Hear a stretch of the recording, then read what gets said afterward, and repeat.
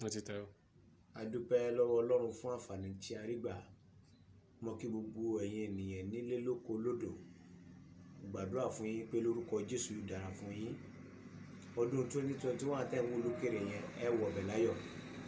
Lórúkọ Jésù ẹ ní fàìsàn ló ìgbà. Mo gbàdúrà gẹ́gẹ́ bí wòlíì Ọlọ́run wípé ẹ rí àánú gbà. Ẹ gbọ́ bàbá rẹ nìkẹ́ni ta tinúbìnrin bí ó lè sọ pé kú bí tẹ́ gbégbà láyé lórúkọ Jésù àwọn ogun ọ̀run wọn kọjú ìtẹ̀dá wọn. Gbogbo yín pátá lẹ́sìn rí àánú gbà lórúkọ Jésù. Ògo ni fún Baba, ògo ni fún Ọmọ, ògo ni fún Ọlọ́run mímọ́ bó ti wà láti tètè kó sí bẹ́ẹ̀ ló sì máa wà títí ayé àdépẹ̀kun. Mo gbé Ọlọ́run ga. Orúkọ mi ni Pastor Fẹ́mi William Ògúntọ̀nà. Mo kàn fẹ́ bá wa sọ àwọn òdodo ọ̀rọ̀ kan èyí tó ń lọ ní ìgboro ayé, pàápàá jùlọ èyí tí àwọn ẹlẹ́sìn kan gbé dìde tí wọ́n sọ fún wa wípé ìjẹ́ Jésù bá wa sọ wípé ká mọ̀ sí àjọyọ̀ ìbí òun. Ọ̀rọ̀ yẹn ó so ọlọ́gbọ́n kọ́.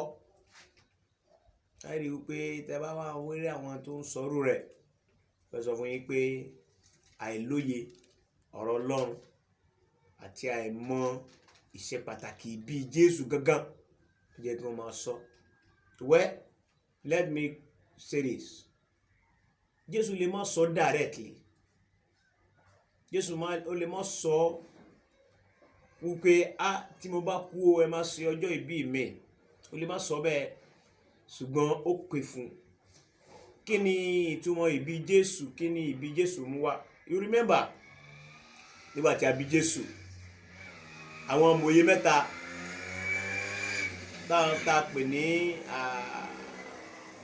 àwọn áńgẹ́lì, a lè pè wọ́n láńgẹ́lì, wọ́n ṣe àjọyọ̀ ìbí rẹ̀ torí pé wọ́n ta Jésù ní ọrẹ fàdákà wúrà àti òjìá nígbà tí a bí Jésù. Ẹ wo bí tí wọ́n ti rí ìràwọ̀ Jésù wọ́n dẹ̀ tọpasẹ̀ bí Jésù wà. Ìyẹn ti kọ́kọ́ jẹ́ kó di mímọ̀ fún wa wípé ìbí rẹ̀ ṣe pàtàkì ní ayé. Mo wá fẹ́ bi wá ní ìbéèrè gbogbo ẹ̀ tí ń gbọ́ mi, gbogbo àwọn ìlúrò tó ti lórí ọ̀fẹ́ láti máa sọ nípa wípé ṣé Jésù Kristi ó ṣe àjọyọ̀ ìbí rẹ̀ àbí ó ní ká mọ̀ ṣe àjọyọ̀ ìbí òun. Nígbà tó jẹ́ pé ìbí Jésù yàtọ̀ sí ti èèyàn. Ìbí Jésù ó yàtọ̀ sí ìbí ànábì Muhammad. Kò sẹ́ni tó gbọ́ nípa àsọtẹ́lẹ̀ ìbí ànábì ṣùgbọ́n a ti gbọ́ nípa àsọtẹ́lẹ̀ ìbí Jésù. Bí a wá ti gbọ́ nípa àsọtẹ́lẹ̀ ìbí Jésù yẹn Jésù dẹ̀ wá sáyé ẹ̀mọ́ túmọ̀ ìbí Jésù ni ìbẹ̀rẹ̀ ìgbàlà gbogbo aráyé. Gbogbo ẹnikẹ́ni tó wá gbà wípé nítòótọ́ ìbí Jésù mú gbàlà wá fún ó yẹ kó ṣe àjọyọ̀ rẹ̀ personally. So iṣẹ́ àjọyọ̀ Jésù yẹn ó túmọ̀ sí wípé a ṣe àjọyọ̀ ọjọ́ tí ìgbàlà wa bẹ̀rẹ̀. Èmi ó ṣe àjọyọ̀ ìbí Jésù nítorí pé kíni ọjọ́ yẹn ni ìgbàlà mi bẹ̀rẹ̀. Ọjọ́ yẹn ni mo wà ní abẹ́ orí ọ̀fẹ́, mo kúrò ní abẹ́ òfin. Òfin ẹ̀gbọ́n Bíbélì wí ni ó ní lóòótọ́ òfin dára ṣùgbọ́n ó sí òfin fún olódodo. Bí èèyàn bá gba Ọlọ́run gbọ́ tó gbàgbọ́ òfin ò lágbára lórí ẹni bẹ́ẹ̀. Tá bá ń sọ nípa òfin, ìfipámú ni là ń pè lófin. Ṣùgbọ́n Ọlọ́run ò fẹ́ ká gbégbé ayé ìfipámú, ó fẹ́ ká gbégbé ayé tó pé so mọ̀ pé kẹ́ yóò dẹ̀rọ̀ Ọlọ́run láti gbé. Nínú Jésù nìkan ló wà. Nínú Jésù nìkan la lè gbé ayé ìtẹ́lọ́rùn. Nínú Jésù nìkan la lè gbé ayé ìrọ̀rùn, ìgbé ayé orí ọ̀fẹ́. Ẹ̀gbọ́n Bíbélì wí ni ó ní a kì yóò dẹ́nikẹ́ni láre nípasẹ̀ òfin bí kò ṣe nípasẹ̀ orí ọ̀fẹ́. Kò sí mọ́ gbígbé ayé a ò ní dá ọ láre nípasẹ̀ sí òfin ṣùgbọ́n orí àánú gbà nípa orí ọ̀fẹ́ Jésù olùgbàlà. Orí ọ̀fẹ́ Jésù olùgbàlà. Orí ọ̀fẹ́ ni Jésù mú wá nígbà tí Mósè mú fi wá. Nígbà tí ìgbà tí ànábì Abraham mú òfin wá ṣùgbọ́n Jésù nìkan ni ìbí rẹ̀ ṣe pàtàkì jù. Jésù nìkan ni ìbí rẹ̀ mú ìgbàlà wá. Ẹnìkan jẹ́ sọ fún wa Malam Yusuf Adékọ̀jọ ń sọ àwọn ọ̀rọ̀ kankan wọn tó wà irritative. Wọ́n ní Jésù ò kó ẹ̀ṣẹ̀ aráyé lọ, kò wá láti wá kó ẹ̀ṣẹ̀ aráyé lọ. Now ẹ jẹ́ sọ fún yín kó lè yé yín nípa ọ̀rọ̀ rẹ̀ tó sọ ní pé Jésù ò wá kó ẹ̀ṣẹ̀ aráyé lọ wẹ̀. ìdí ni wípé tí àwa fi gbà pé Jésù kó ẹ̀ṣẹ̀ aráyé lọ ni wípé ní ayé ní Old Testament nígbà Mósè, nígbà Joshua, nígbà Abraham, nígbà àwọn ẹni tí Ọlọ́run pè tó jẹ́ adarí nígbà yẹn, bí a bá fẹ́ ṣe ìmúkúrò ẹ̀ṣẹ̀, bí ẹ̀ṣẹ̀ bá ṣe tóbi sí bẹ́ẹ̀ ni ẹ̀yin ó ṣe mú ìkẹ́ ẹlẹ́jẹ̀ wá. Ẹ̀jẹ̀ ẹlòmíì lè gba ẹyẹlé, ẹlòmíì lè gba ti àgùntàn, ẹlòmíì lè gba ti màálù. A dẹ̀ rí pé nínú ẹ̀sìn Islam lónìí wọ́n dẹ̀ ń practice here every year ni wọ́n máa ń ta ẹ̀jẹ̀ sílẹ̀ fún ìmúkúrú ẹ̀ṣẹ̀. Náà àwa sọ fún wa pé Ọlọ́run rán Jésù wá sáyé láti wá ta ẹ̀jẹ̀ sílẹ̀ lórí igi Káfárì láti mú ẹ̀ṣẹ̀ kúrò. Ìyẹn ni wípé bí ẹ bá wọnú ẹ̀ṣẹ̀ lọ, bí ẹ bá dẹ́ṣẹ̀, instead tẹ́ lọ fi lọ pa àgbò tàbí ewúrẹ́ kan fún ìmúkúrú ẹ̀ṣẹ̀, ẹ̀jẹ̀ Jésù yẹn ti tó fún wa láti mọ́ padà sínú ọmọ. Do you believe pé bọ́ ọ bá pa ẹgbẹ̀rún àgbò tó dẹ̀ yí padà ẹ̀ṣẹ̀ rẹ̀ ò kúrò?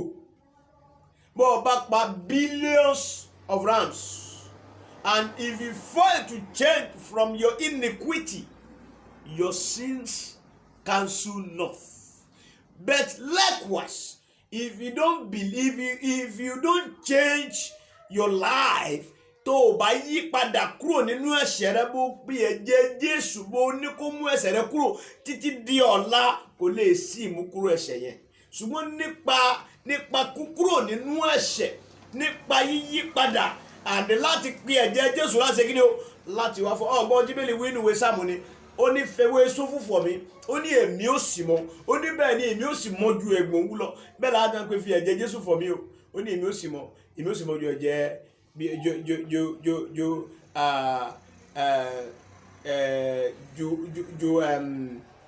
èmi ó sì mọ́, ó ní fẹwé sófúfọ̀ mi, èmi ó sì mọ́ ju ẹ̀gbọ̀n wú lọ. Ṣùgbọ́n fi ẹ̀jẹ̀ Jésù fọ̀ mí, ó ní èmi ó sì mọ́ ju ẹ̀gbọ̀n wú lọ síbẹ̀. So nípa pé gbígbàgbọ́ nínú Jésù tó kú ní Káfárì, tó dẹ̀ kó ẹ̀gbọ́n Bíbélì sọ ni, Bíbélì kó parí.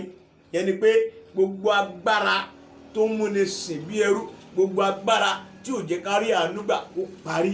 Ìnira wa parí, ewúrẹ́ àgbò pípa ó parí. Olúwa yóò ràn wá lọ́wọ́. Ẹ̀gbọ́n Bíbélì sọ fún wa ni, ó ní ẹ̀jẹ̀ ẹyẹlé ti sú mi, ẹ̀jẹ̀ àgbò ti sú mi. Olúwa retí ìmúkúrò ìyípadà wa. So nípa gbígbàgbọ́ nínú Jésù, téèyàn bá ti gbàgbọ́ nínú Jésù, lẹ́mìtẹ́ tó bá ti gbàgbọ́ nínú rẹ̀, tó dẹ̀ gbàgbọ́ nínú agbára rẹ̀, tó dẹ̀ kúrò nínú ẹ̀ṣẹ̀ rẹ̀ ti lọ. Ṣùgbọ́n tó bá tún wá padà síbẹ̀, ẹ̀ṣẹ̀ rẹ̀ you still come back to your sin, and God will ask you. So Olúwa ràn wá lọ́wọ́, yóò dára fún yín sà, lórúkọ Jésù ó dẹni ìgbàlà.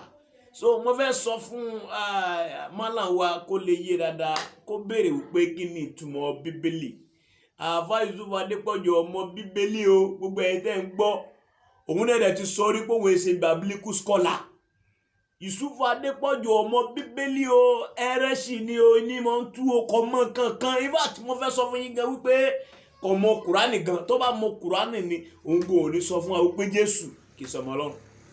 Ó dẹ̀ ń kó ti àwọn ibìkan, wọn bíbélì Jésù ń dákọ pé bàbá òun, pé bàbá Ọlọ́run ni bàbá, Ọlọ́run ni bàbá. So kò dẹ̀ gbàgbọ́ pé ọmọ Ọlọ́run ni Jésù. Ṣé èyí sí ibi dẹ́tí mọ̀ gbọ́gbọ́ ọmọ Bíbélì ni kò dẹ̀ mọ Kùránì.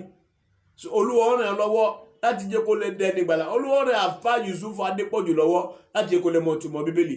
God bless you in Jesus' name.